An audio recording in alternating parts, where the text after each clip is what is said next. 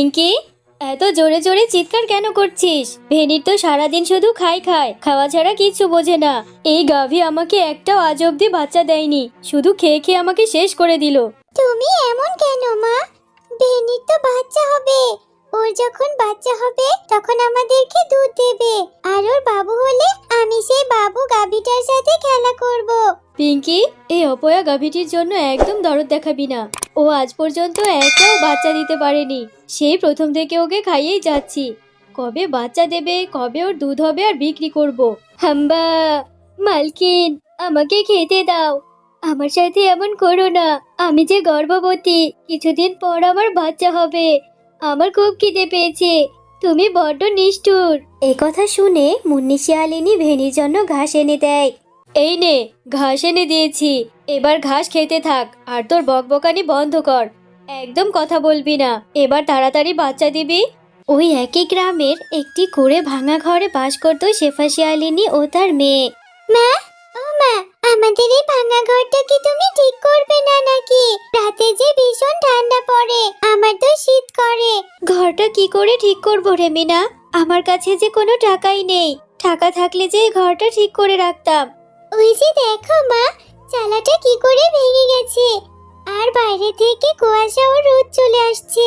আমার যে রাত্রেবেলা অনেক ভয় লাগে মা, যদি ওই ভাঙা ঘর দিয়ে ভূত এসে আমাদের ঘরের মধ্যে ঢুকে পড়ে। আচ্ছা ঠিক আছে, তোকে আর এত ভয় পেতে হবে না। আজকে আমি মুন্নি ভাবির সাথে কথা বলবো। ওনার বাড়িতেই তো কাজ করি। ওনার বাড়িতে কত বড় বড় ঘর পড়ে আছে। যদি আমাদের মা মেয়েকে কিছুদিনের জন্য থাকতে দেয়, তাহলে কিছু টাকা জমিয়ে ঘরটা সেরে নেব। একদিন মুন্নি শিয়ালিনীর বাড়িতে এক বৃদ্ধা ভিক্ষুক আসে, আর সে এসে মুন্নি শিয়ালিনীকে ডাকতে থাকে। কই গো মা, বাড়িতে কি কেউ আছো গো? আমায় একটু সাহায্য করো। আমি বৃদ্ধা ভিক্ষুক এসেছি তোমাদের দুয়ারে, আমাকে কিছু দিয়ে যাও না। মুন্নি শিয়ালিনীর গাভী ভেনু ছিল খুবই দয়ালু। সে তখন তার মালকিনকে ডাকতে থাকে। হাম্বা, মালকিন, মালকিন ভিক্ষুক এসেছে। মালকিন, ভিক্ষুককে কিছু সাহায্য করো। মালকিন, এদিকে এসো। এরপর মুন্নি শিয়ালিনী রাগে ক্ষোভে গজগজ করতে ঘর থেকে বেরিয়ে আসে। এই ভিখারিনী, এই কি হয়েছে? এত জোরে জোরে চেঁচাচ্ছ কেন?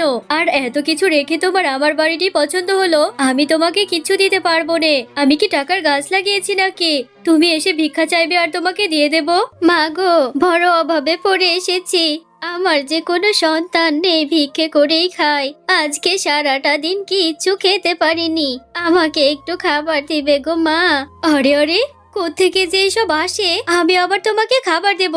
খাবার কোথায় পাবো? বেরিয়ে যাও, এক্ষুনি আমার বাড়ির সামনে থেকে বেরিয়ে যাও বলছি। আর কখনো ভিক্ষা চাইতে আসবে না।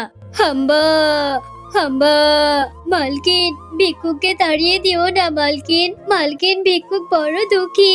ভিক্ষুককে কিছু খেতে দাও মালকিন। ভিক্ষুককে কিছু সাহায্য করো। তুমি কেন এত নিষ্ঠুর? আমার টাকা থাকলে যে আমি ভিক্ষুককে দিয়ে দিতাম। এই ভেনি, একদম চুপ করে থাক। একে তো আমার ঘাড়ে চেপে বসে খাচ্ছিস, আবার ভিক্ষুকের জন্য দরদ দেখাচ্ছিস। আজ থেকে তোর খাবারও বন্ধ। একদম কথা বলবি না। থাক মা, তোমার এত বড় বাড়ি, কত টাকা পয়সা, এই জন্যই সাহায্য চাইতে এসেছি। আমি চলে যাচ্ছি, কিন্তু তোমার দোহাই লাগে, আমার জন্য এই গাভীটিকে না খাইয়ে রেখো না। একথা বলে বৃদ্ধা শিয়ালিনী সেখান থেকে চলে যায়। হাম্বা, মালকিন, তুমি অনেক খারাপ।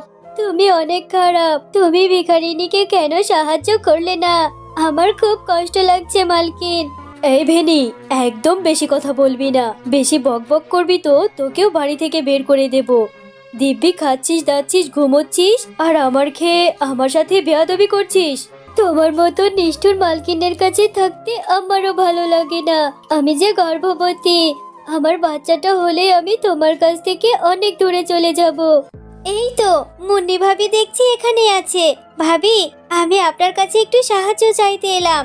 আমার ঘরটা যে ভেঙে গেছে, কিছুদিন যদি আপনার বাড়িতে আমাকে থাকতে দিতেন, মেয়েটাকে নিয়ে বড্ড সমস্যায় পড়েছি। শেফা, ভাঙা ঘরে থাকিস? অথচ দিব্যি সেজেগুজে ঘুরে বেড়াস। তোর বেশভূষাম দেখে তো মনে হয় তুই কোটিপতির বউ। আমাকে দেখে কিছু শেখ। আমার এত টাকা পয়সা থাকতেও আমি কত কৃপণতা করি। মুন্নি ভাবি, মিচকে বেঁচে থাকতে তো আমাকে কোনোদিন কোনো অভাবই বুঝতে দেয়নি। এই জন্যই আমি তোমার মতো অত কৃপণতা করতে পারি না। আমাকে কি তুমি সাহায্য করতে পারবে? আরে না না শেফা, এটা তুই কি বলছিস? তোকে আমি আমার বাড়িতে থাকতে দেব। আমি সেই ঘরটা ভাড়া দিলে আমার অনেকগুলো টাকা পাবো। তোকে দয়া করে আমার বাড়িতে কাজ দিয়েছি বলে এখন আমার বাড়িতে থাকার চিন্তা করছিস। এরকম করলে কিন্তু তোকে কাজ থেকেই বের করে দেব। আমার বাড়িতে কোনো জায়গা নেই। আমার বাড়িতে ফ্রিতে কাউকে থাকতে দেব না। হাম্বা, মালকিন, তোমার বাড়িতে কত জায়গা পড়ে থাকে। তুমি শেফা শিয়ালিনীকে থাকতে দাও। শেফা শিয়ালিনী বড্ড অসহায়। ওর বাচ্চা মেয়েটাকে নিয়ে ভাঙা ঘরে কি করে থাকবে? রাতে যে বড্ড ঠান্ডা পড়ে। এই ভেনি, এই একদম চুপ।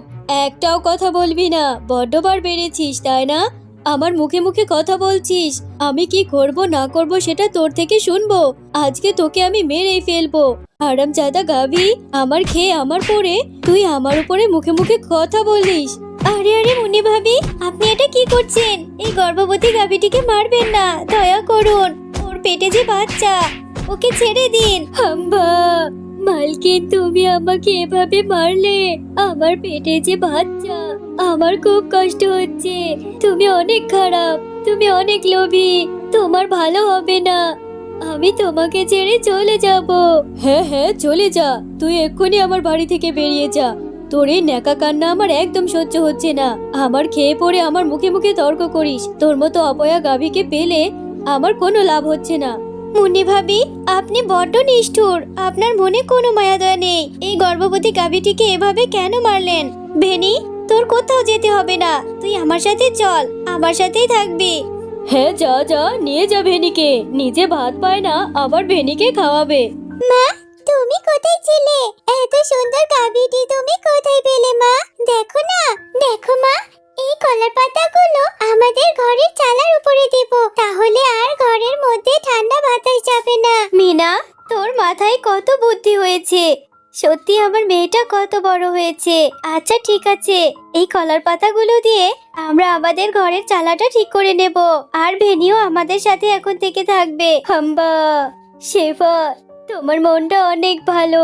দেখবে আল্লাহ তোমাদের সহায় হবে। আমার যদি সামর্থ্য থাকতো আমি তোমাদের সাহায্য করতাম। আল্লাহ তুমি শেফা শিয়ালিনীদের ভালো করো।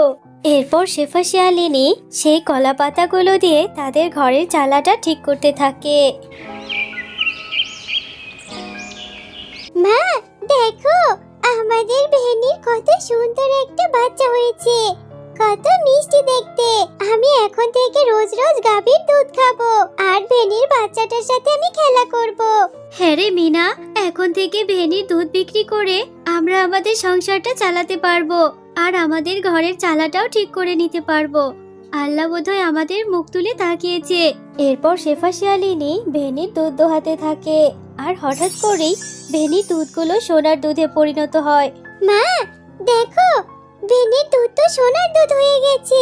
এতগুলো সোনা, এই সোনা এখন আমরা বাজারে বিক্রি করব, তাই না মা? কিন্তু আমি ভেনুর দুধ কি করে খাবো? আরে মিনা, আল্লাহর দরবারে শুকরিয়া। আল্লাহ যে আমাদের উপর দয়া করেছে। এই সোনাগুলো বিক্রি করে যে আমরা লক্ষ লক্ষ টাকা পাবো।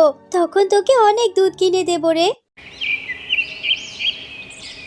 এরপর থেকে শেফা শিয়ালিনী ভেনির দুধ বিক্রি করে অনেক টাকা রোজগার করে আর তারা অনেক বড় বাড়ি এবং গাড়িও করে।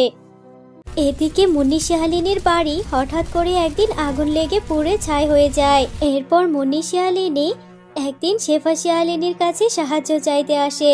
শেফা, তুই আমাকে সাহায্য কর বোন। আমি তোকে না বুঝে অনেক অপমান করেছি।